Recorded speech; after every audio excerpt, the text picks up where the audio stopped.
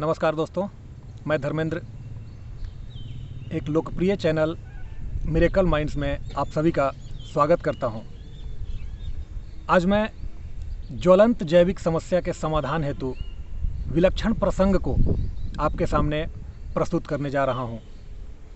विगत 4-5 वर्षों से अपने व्हाट्सएप और फेसबुक के माध्यम से तुलसी सिद्धांत के नाम से कुछ डायलॉग, कुछ कोटेशंस वायरल मैसेज के रूप में मैं प्राप्त कर रहा था और उन मैसेजेस को पढ़कर मेरी जिज्ञासा दिन प्रतिदिन बढ़ती जा रही थी।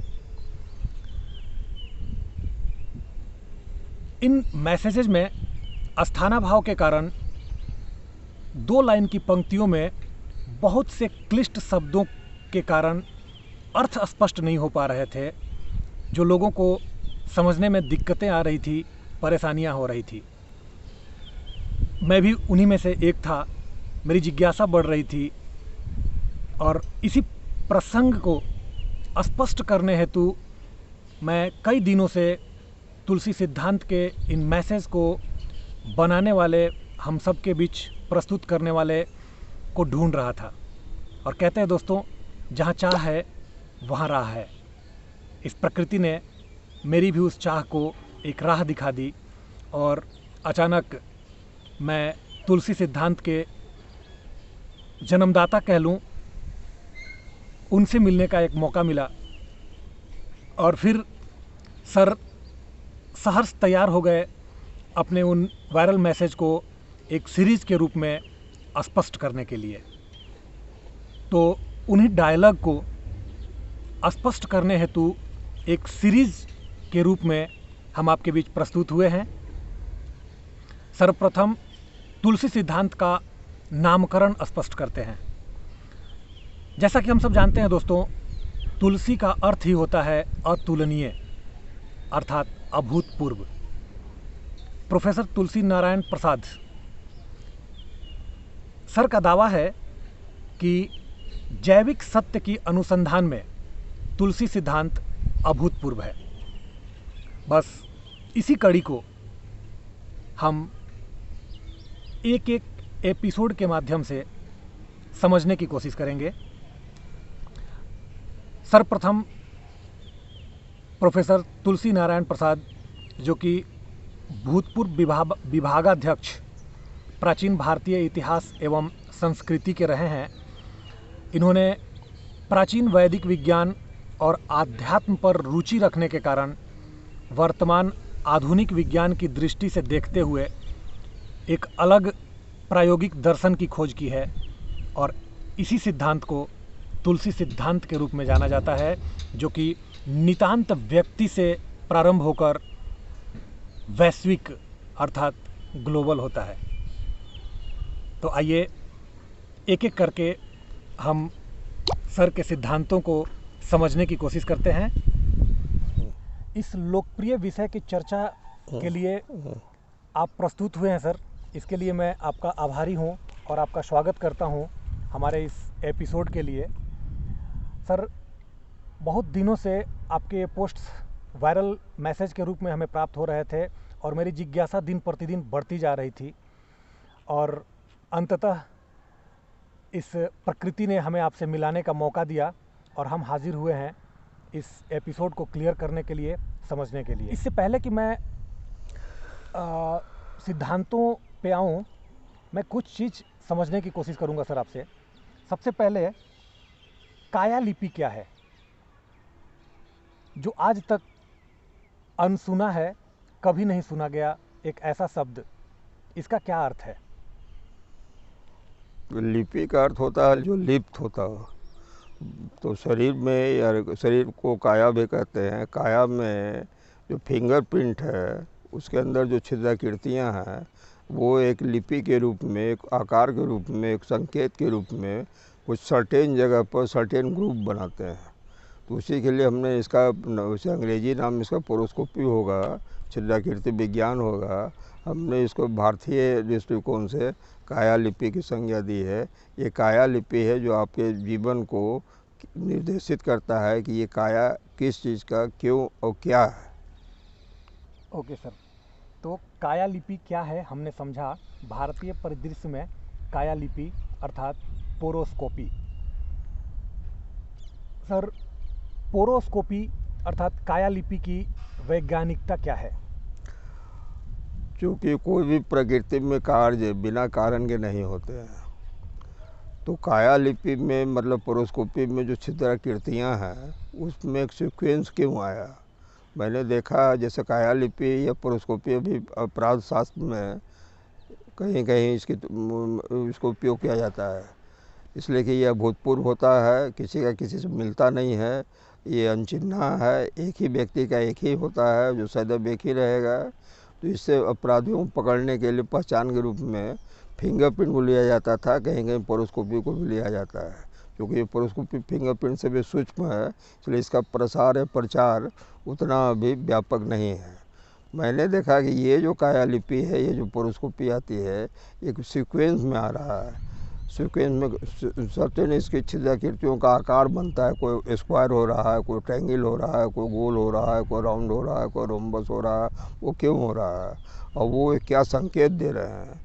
तो काया लिपि का इसलिए मैंने छिद्राकृति विज्ञान को मैंने काया लिपि से जोड़ा कि जो जीवन का जो काया जो उपस्थित है, जो इसकी बनावट संरचना क्या हुई है गर्भ के अंदर, इसका ये नोटिस दे रहा है, इसलिए मैंने इसको काया लिपि या पोरोस्कोपी कहा। वाह।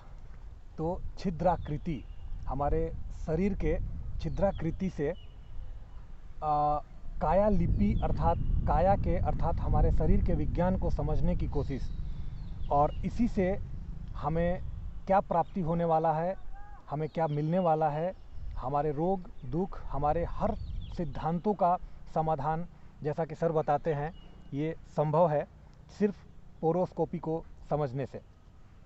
सर, आप इसे तुलसी सिद्धांत कहते हैं जी। तो ये अभूतपूर्व कैसे है? इसलिए कि अभी तक जो हम लोग शरीर विज्ञान पढ़ते हैं, एनाटॉमी पढ़ते हैं, मेडिकल साइंस पढ़ते हैं, जेनेटिक्स पढ़ते हैं, जीनोम पढ़ते हैं, ये सब साइंस जो है सो आप शरीर से बाहर का है या शरीर के अंतर्गत के पार्ट को लेता है, अंग को लेता है। जेनेसिस क्या है, बॉडी का संरचना क्या हुआ है, ये अभी तक डिफाइन आपका बायोलॉजी साइंस नहीं कर पा रहा है, जेनेटिक्स साइंस नहीं कर पा रहा है। इन लोग आइडेंटिफाई सिर्फ कर रहे हैं। पर हमने जब खुराना को नोबेल प्राइज़ मिला था 68 में, जब उन्होंने जीन को आइडेंटिफाई किया था, तो मेरे दिमाग में उसमें, जो मैं एंशिएंट हिस्ट्री का प्रोफेसर था, लेक्चरर था, मेरे दिमाग में कौन था कि जब जीन आइडेंटिफाई हो सकता है, इसके 4 बेस पता चल सकते हैं, तो और अल्टीमेटम जीन का क्या होगा। तो 4 को अगर परमुटेशन कॉम्बिनेशन में करेंगे तो बहुत, तो 2-3 लाख में समाप्त हो जाएगा। और पृथ्वी की आबादी उस समय भी 7 अरब थी, अभी भी बढ़ते जा रही है। तो कौन सा ऐसा निर्धारक तत्व है शरीर का या जीवन का जो आपके व्यक्तिगत को या आपके व्यक्तिगत अनूठेपन को वो डिकोडेट करता हो। तो उसके आधार पर मैंने पोरोस्कोपी को देखा कि वो छिद्राकृति विज्ञान है जो सिर्फ आपका है, ये किसी दूसरे का हो नहीं सकता है, न हुआ है न होगा। इसके आधार पर मैंने देखा कि जब ये एक अभूतपूर्व वस्तु बता रहा है जो व्यक्तिगत निशान दे रहा है, तो इसमें और कुछ मकसद होंगे। लिपि को लाया जाए, जिसको मैंने कहा लिपि नाम दिया है, तो हम व्यक्ति के जीवन की संरचना को यदि पकड़ सकते हैं तो हम उसको विकास भी कर सकते हैं, अवरुद्ध भी कर सकते हैं, मॉडिफाई भी कर सकते हैं। वाह।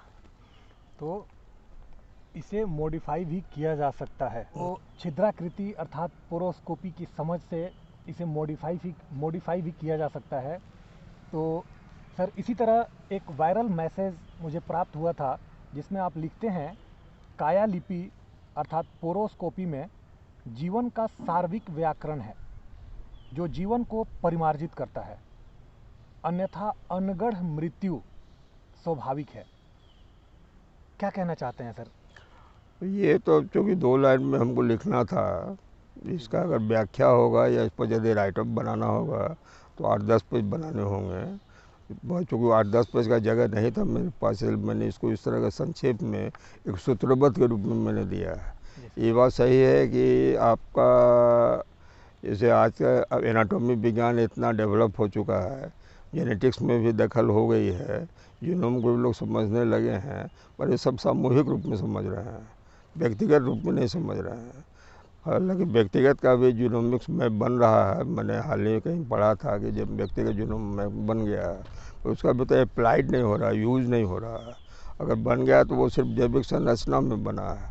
उसका मानसिक तत्व क्या है, हार्दिक तत्व क्या है, व्यय किस तरह से वो बॉडी में हो रहा है, जीवन को किस तरह से वो व्यतीकरण कर रहा है, ये संबंध अभी तो उसमें नहीं आया है। उसको मैंने पोरोस्कोपी से रिलेटेड किया कि यदि हम जीवन के व्याकरण को समझना हो तो यदि हम लिपि काया लिपि को समझते हैं, व्याकरण का मतलब होता है कि जो फिट है वो कितना व्यय होगा। जैसे ऋणात्मक मतलब हुआ, जैसे पैदा हुआ बच्चा, अब वहाँ से वो ऋण शुरू हुआ, वो घटना शुरू हुआ, अब वो बॉडी है सब मृत्यु की ओर घसक रही है, घट रही है, तो ये ऋण आ गया। मैं पॉजिटिव क्या था, पॉजिटिव था उसका गर्भावस्था। जो गर्भावस्था में 46 गुणसूत्र आते थे, एक गुणसूत्र स्लिप किया 45 आ गया, ये जो एक स्लिप किया वो आधार बन गया जिसको हम चित्त कहते हैं। इसी चीज़ पर 45 को जो गुणसूत्र का जो व्याकरण हो रहा है या जो उसकी गति बढ़ रही है वो व्याकरण हुआ। अब उसको हमने सार्वत्रिक व्याकरण कहेंगे जीवन का, और उसको हम रीड करके बता सकते हैं कि जीवन कहाँ है, क्या होना चाहिए, क्या नहीं होना चाहिए, क्या परिमार्जन किया जा सकता है, क्या घटाया जा सकता है, किस तरह से बदला जा सकता है। वाह।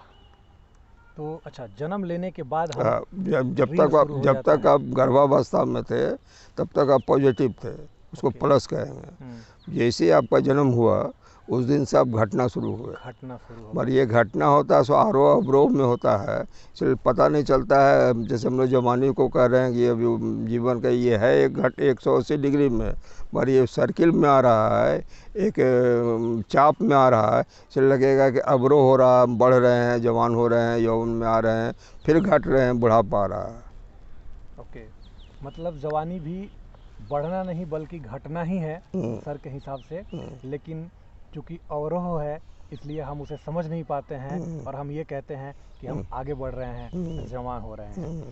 सर, इसी से रिलेटेड एक और वायरल मैसेज मुझे प्राप्त हुआ था, जिसमें आप लिखते हैं अनुवांशिक छिद्राकृति विज्ञान अर्थात पोरोस्कोपी पूर्व जन्म का निशान संजोए हुए है।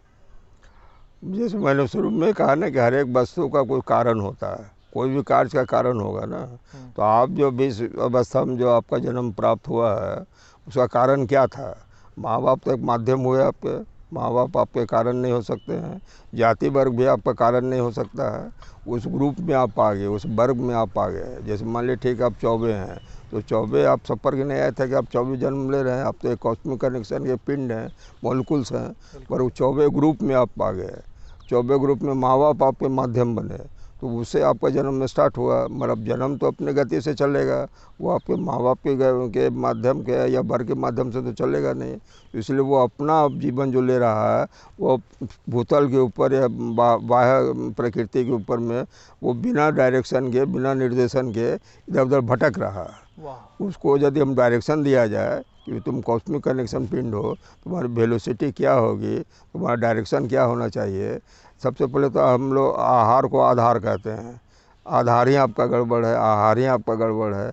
अब स्वाद के चलते खा रहे हैं, स्वाद के चलते सब कुछ कर रहे हैं, फिर स्वाद के बाद मन के अंदर मन के पराधीन है। नतीजा है कि वो छिद्राकृतियाँ विज्ञान में जो आपका लिखा हुआ जो लिपि है उसे अब बियॉन्ड जा रहे हैं, बाहर जा रहे हैं। वाह।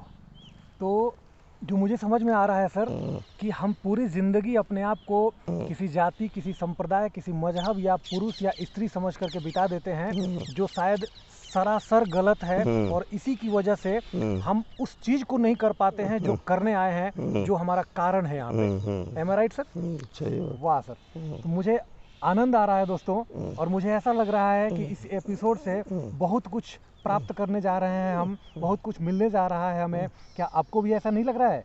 तो बने रहिए हमारे साथ, अगले एपिसोड में हम इसी तरह तुलसी सिद्धांत के अन्य रहस्यों को क्लियर करके स्पष्ट करने की कोशिश करेंगे। तब तक के लिए धन्यवाद। जय हिंद।